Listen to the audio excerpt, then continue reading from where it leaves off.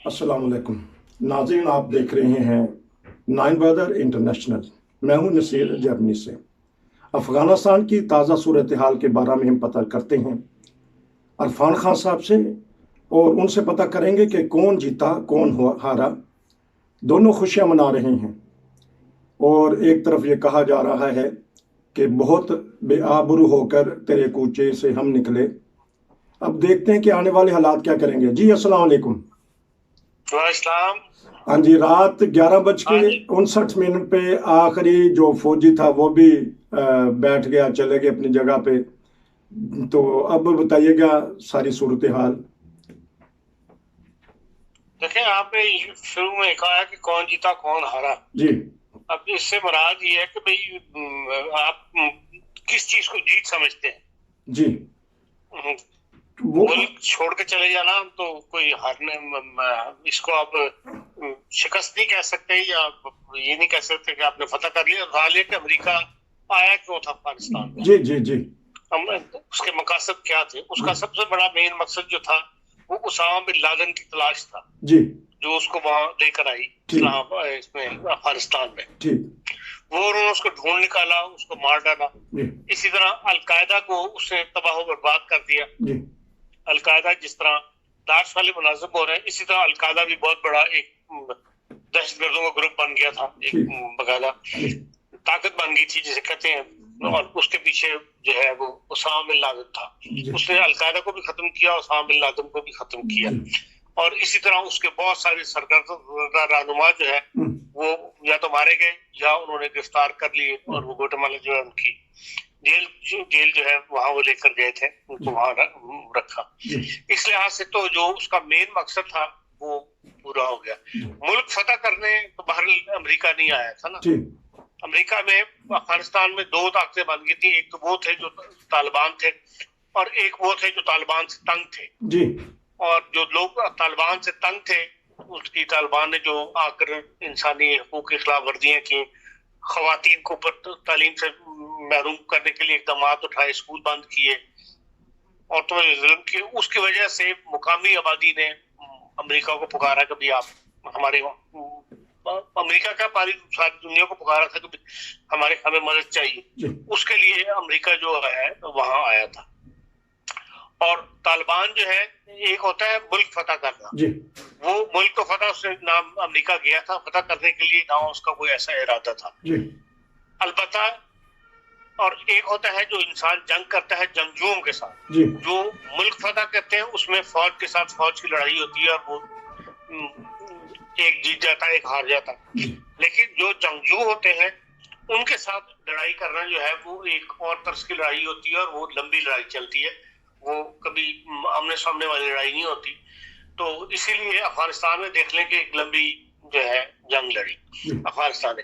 और अफगानिस्तान जिन लोगों के लिए अमेरिका अफगानिस्तान में जंग लड़ा था, अब अमेरिका ने रियलाइज कर लिया था कि भी ये लोग इस हमारा साथ नहीं दे रहे, इन मानवों के हम जो इनको ट्रेनिंग देते हैं वो हमारा वक्त जाया हो रहा है, और हम उस तरीके पर इनकी जिस तरह हम मदद कर रहे हैं, जिस तरह हम सारी पर तो अफगानिस्तान में नहीं बैठ सकता ना अमेरिका आके। उन्होंने तो मुकामी लोगों को तैयार किया था कि भाई आप तैयार होकर तालिबान से लड़ाई करें, और वहां पर अक्सरियत जो है वो अगर तालिबान के खिलाफ है तो फिर वहां पे ऐसी हुकूमत कायम हो जाए जो जमहूरी हुकूमत और वो मुल्क का निजाम चलाए। इस मामले में मदद करने अमेरिका आया था।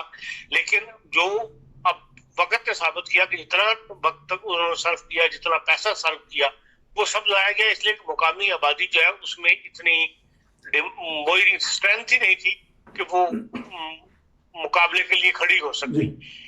और उसकी मेन वजह ये है कि करप्शन थी। जो अब सामने आ रहे हैं, जो पेपर सामने आ रहे हैं, उनसे पता लगता है कि करप्शन ने वहां पे जो है अफगानिस्तान के अंदर तबाही की मेन वजह जो है वो करप्शन थी कि 3 लाख फौज अमेरिका को से तनख्वाहें ले रहे थे, उनके अखराजात ले रहे थे, और 1 लाख से भी कम फौज जो है वो तैयार की गई थी। अब ये पेपर्स में शाया होनी शुरू हो गई है बात। और ये सारा करप्शन जो है वो कब तक अमेरिका जो है इसको लेके चल सकता था। अलबत्ता ये गलती जरूर अमेरिका से हुई है कि उसने जो प्लान बनाया है अमेरिका छोड़ने का, اس میں انہوں نے جلد بازی کی اور ان کا اندازہ جو ہے وہ غلط نکلا.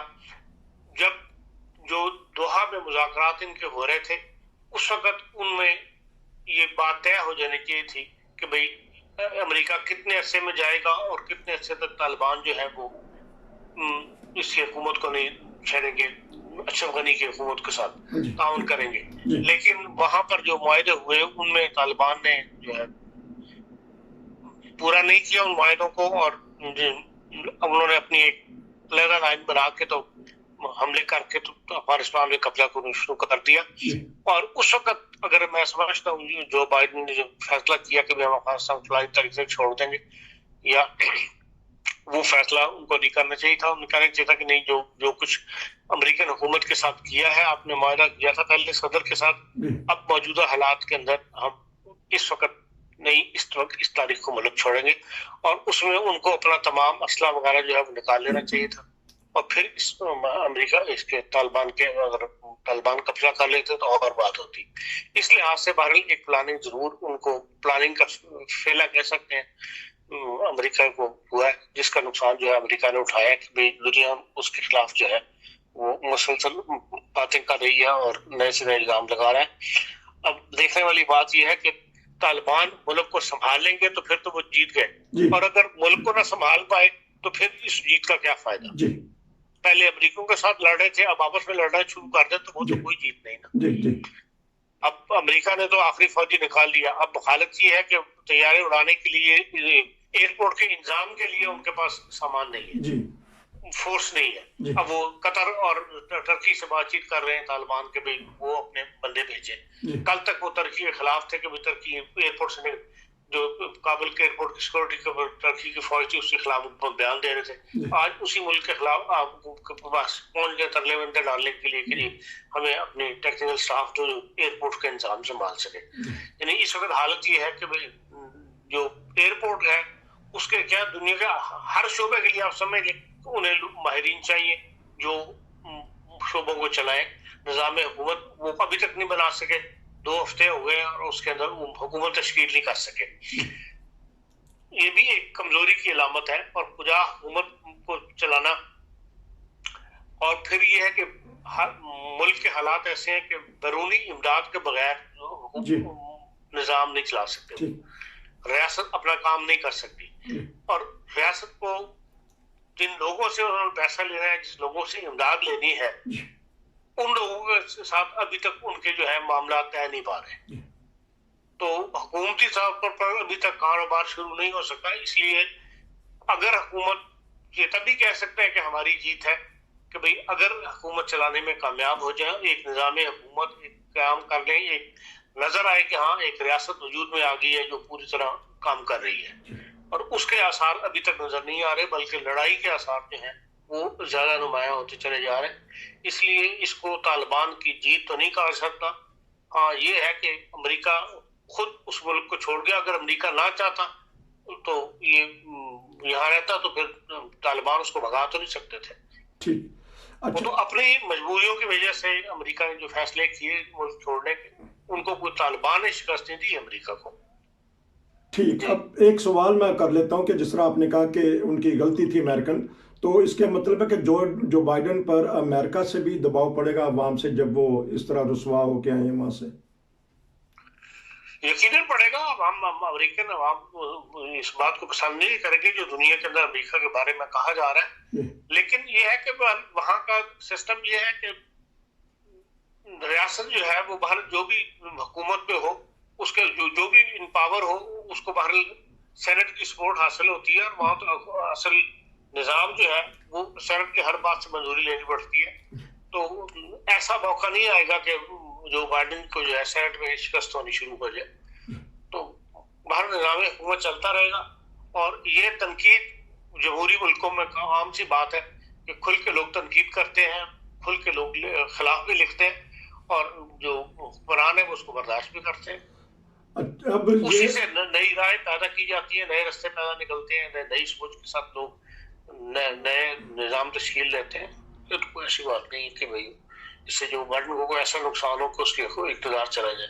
ایک سوال میں کر لیتا ہوں کہ جس طرح جب روس کو وہاں سے پسپائی ہوئی تو مجاہدین کی حکومت بنی اور مجاہدین نے خانہ کعبہ میں جا کے وعدے کیے تھے کہ ہم آپس میں نہیں لڑیں گے. اس کے بعد سب دنیا نے حالات دیکھ لیا. طالبان کا یہی نظر آ رہا ہے.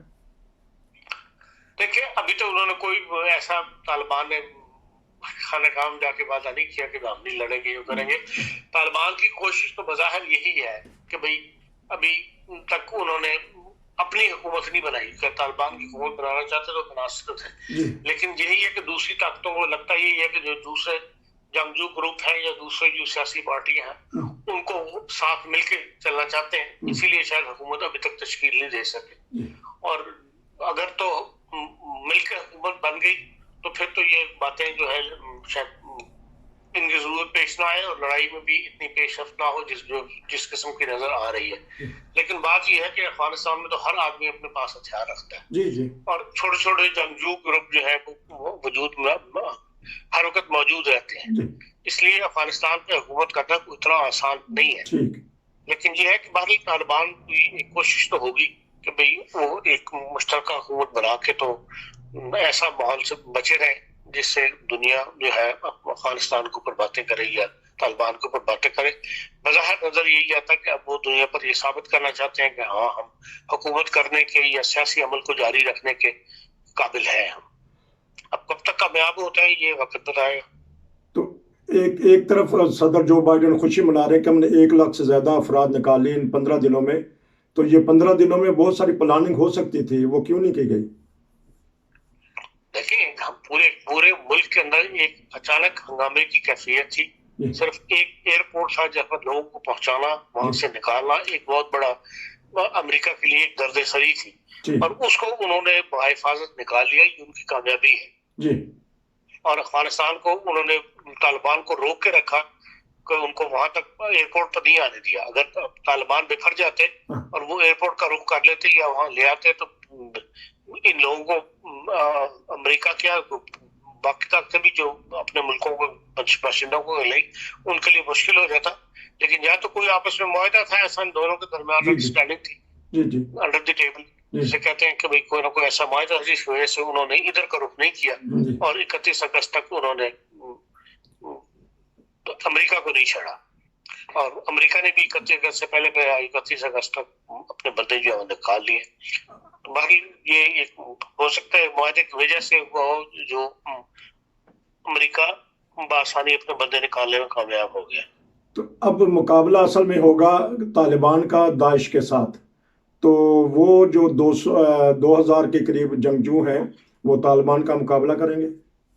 دیکھیں خالی داعش نہیں بلکہ ممکن ہے کہ اور گروپ بھی ہوں جو دنیا کی دوسری طاقتیں ان کو سپورٹ کر رہی ہوں. تو ابھی تک تو داعش میں کوئی اس طرح کھل کر سامنے نہیں آئی, سوائے انہوں نے اپنے وجود کا پتہ دے دیا کہ ہاں ہم افغانستان میں موجود ہیں. اب ابھی اگر مزید کارروائیاں انہوں نے کی تو پھر ایک ان کی جنگ کی کیفیت پیدا ہو جائے گی. طالبان کو لڑنا پڑے گا داعش کے ساتھ, اور اگر داعش کو کسی مغربی ملک کی سپورٹ حاصل ہوگی یا کسی مغربی طاقت کی تو پھر ایک جنگ کی کیفیت جو ہے وہ بدعملی کی کیفیت جسے کہتے ہیں وہ افغانستان میں رہے گی.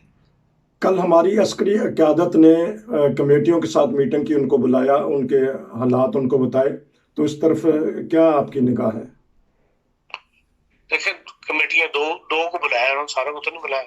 ایک بلایا ہے کشمیر کمیٹی کو اور ایک بلایا ہے انہوں نے دفاع کی کمیٹی کو. اور یہ سب خانہ پوری والی باتیں جو اصل بات ہوتی ہے جو جیسے کہنا چاہیے وہ خفیہ رہتی ہے. اور ان سیاستدانوں کو کبھی بھی پاک فوج نے ایسے سیریس باتیں یا ایسی جو خفیہ رہنے والی باتیں ہیں وہ کبھی بھی نہیں بتائی.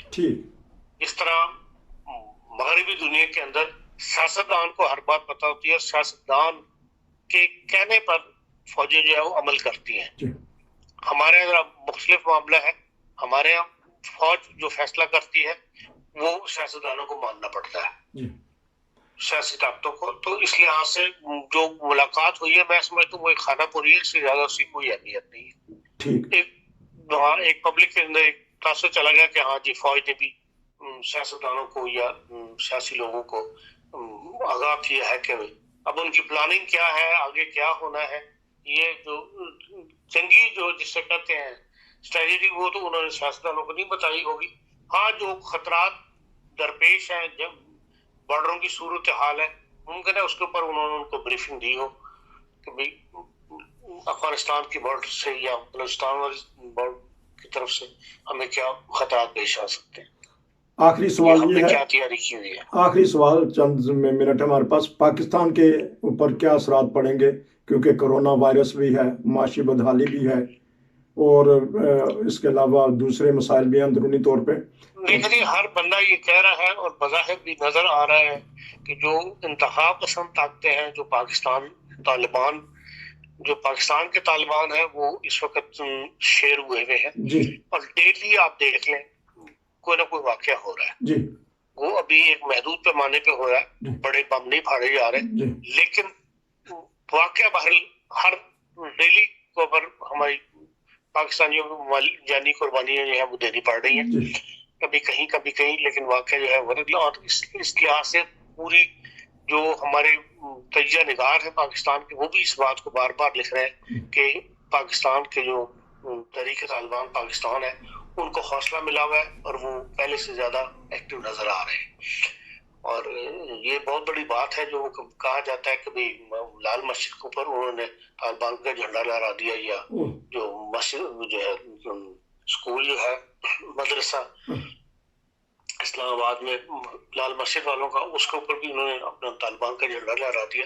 تو یہ اس بات کی علامت ہے کہ یہ جو انتہا پسند طبقہ ہے جو طالبان کو پسند کرتے ہیں وہ بھی حرکت میں آنے والے, جس سے یہ ہے کہ پاکستان کے اندر باہر بدامنی کے بڑھنے کا خطرہ تو موجود ہے. اچھا, ایک چھوٹا سا سوال ہے کہ یہ جرمن وزیر خارجہ نے ہنگامی طور پہ پاکستان کا دورہ کیا ہے, تو کیا حاصل کریں گے ایک دوسرے سے یہ ممالک؟ دیکھیں جو پاکستان جرمن وزیر خارجہ نے دورہ کیا, لیکن باقیوں نے بھی پاکستان سے ٹیلی فونک رابطے وغیرہ کیے ہیں. اور ایک تو جرمنی نے جو جرمن سفارتکار ہیں اسلام آباد میں افغانستان میں, ان کو اسلام آباد لا کے تو پھر جہاں سے جرمنی لے کر آئے ہیں. جی یہ بھی ایک خبر ہے. جی تو اور جو افغانستان کے اندر افغانستان میں جرمن جو مشنز وغیرہ تھے ان کے اندر بھی ان کو اس وقت تمام وہاں سے کاروبار بند کر رہے ہیں. تو پھر اسلام آباد کا جو سفارت خانہ ہے ظاہر ہے کہ زیادہ ایکٹیو ہو جائے گا جرمن سفارت خانہ افغانستان کے معاملات میں بھی. اس لیے اس گفت و شنید کے لیے کرنے کے لیے بات معاملات طے کرنے کے لیے انہوں نے یقیناً ضرور سمجھا ہوگا کہ میں جا کے خود وزیر خارجہ پاکستان سے مل لوں اور معاملات طے کر لوں. تو یہ جرمن حکومت لے کے آ رہی ہے ان کو, افغانیوں کو, تو یہاں پھر یہاں افغانیوں کو رہنے کے حقوق مل جائیں گے, کیونکہ پچھلے سالوں میں ڈیپورٹ کیے گئے ہیں بہت سارے افغانی. یہی جرمن حکومت نے بڑا دل دکھایا ہے, بلکہ جو اینجلا میرکل ہے اس نے تو اپنے انتخابی جلسے کے دوران پارٹی اجلاس میں باقاعدہ موقع ایک دم اعلان کر دیا کہ بھئی ہم 40,000 جرمن افغانی لیں گے. جی اور یہ بہت بڑی بات ہے. اور جبکہ انتخابی مکالمے تو جو غیر ملکی ہیں ان کو نہ لینے کی بات کی جاتی ہے, اور تمام سیاسی پارٹیاں جو ہیں وہ اس معاملے میں بہت محتاط رویہ رکھے ہوئے ہیں کہ بھئی غیر ملکوں کے ساتھ کیا سلوک کرنا ہے, یا جو جنگ سے متاثرین ہیں ان کو لینا ہے یا نہیں لینا.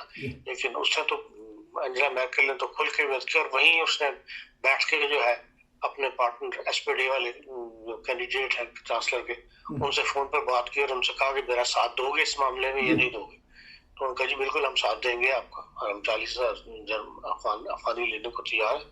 بہرحال جو جنگ کے متاثرین ہیں وہ یہ جرمنی کا بہت بڑا دل ہے, اور انہوں نے اس بات کا اعادہ بھی کیا کہ بھئی دنیا میں ایک طاقت موجود ہے, ایسی ملک موجود ہے جو انسانیت کے نام پر ہمدردی رکھتا ہے.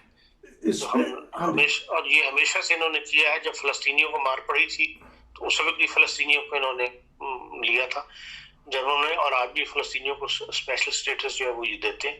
اور آپ دیکھ لیں دنیا کا ہر بندہ جہاں پہ بھی سیاسی حالات خراب ہوئے یا معاشی حالات خراب ہوئے یا مذہبی حالات خراب ہوئے تو لوگ ان کے ملک میں آئے اور انہوں نے ان کو ویلکم کیا. اس پہ ہم آپ سے ایک اسپیشل پروگرام کریں گے کہ جرمن حکومت کا کتنا بڑا دل ہے اور یہ جو آنے والے انتخاب ہیں. تو آپ کا بہت شکریہ کہ آپ نے افغانستان کے معاملے میں بڑی اچھی طرح تفصیل سے بتا دیا. پھر ملیں گے. السلام علیکم.